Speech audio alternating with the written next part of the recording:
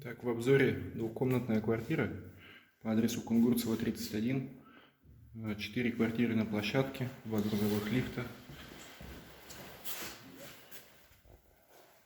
Достаточно просторный коридор, где может спокойно разместиться огромная система хранения личных вещей. Большая кухня с выходом на балкон.